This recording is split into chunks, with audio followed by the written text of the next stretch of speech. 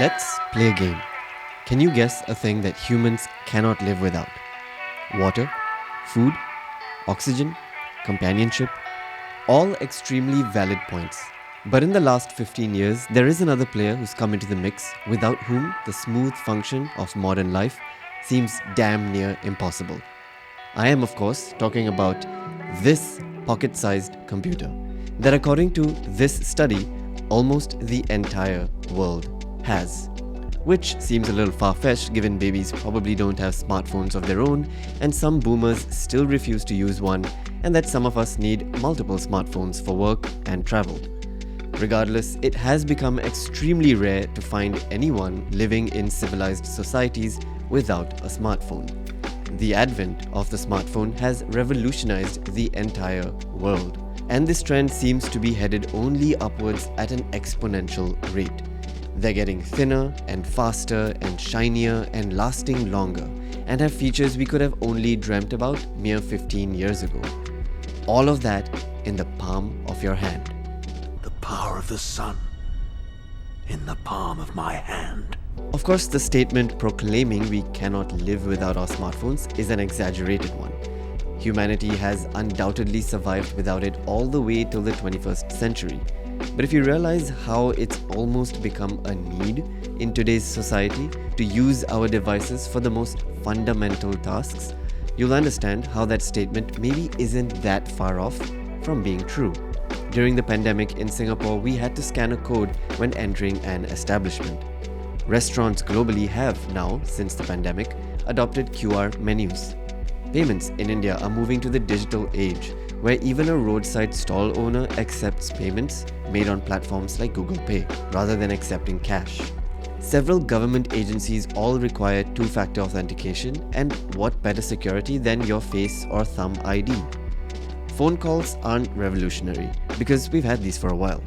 Remember these? God, I miss the good old days.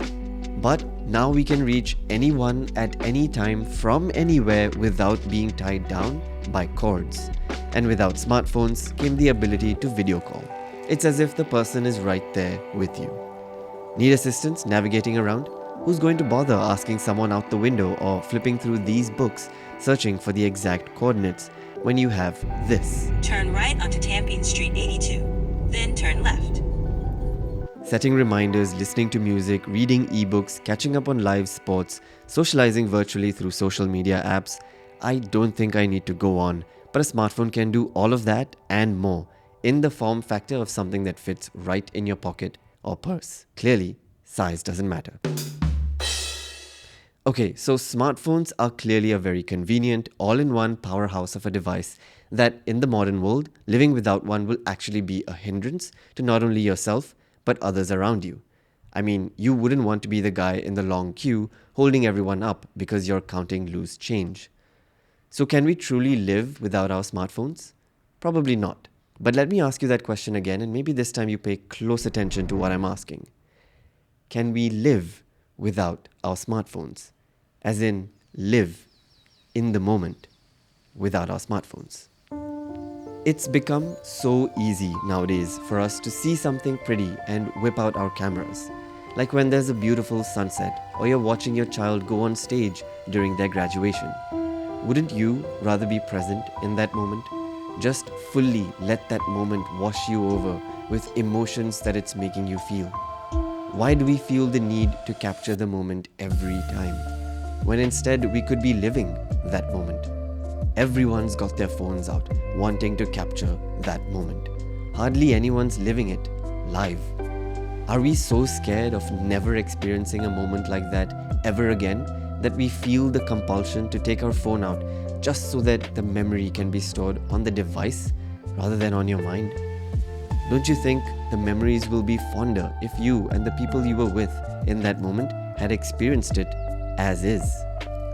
I certainly made a fond memory a few weeks ago when my friends and I were making some calculations when splitting the bill.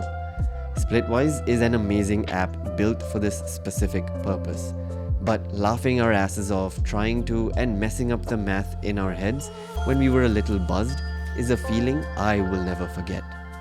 That evening became more memorable because of it. Heard a song playing on the speakers in the cafe, why not go up to the barista to ask for the playlist rather than quietly shazamming it on your phone? I guarantee you, your retention rate will spike by doing that simple step because you went out of your way.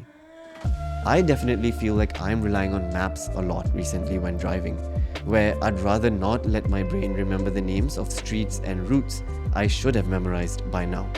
Also, it's been proven that not using your device for at least an hour before bedtime will drastically improve the quality of your sleep.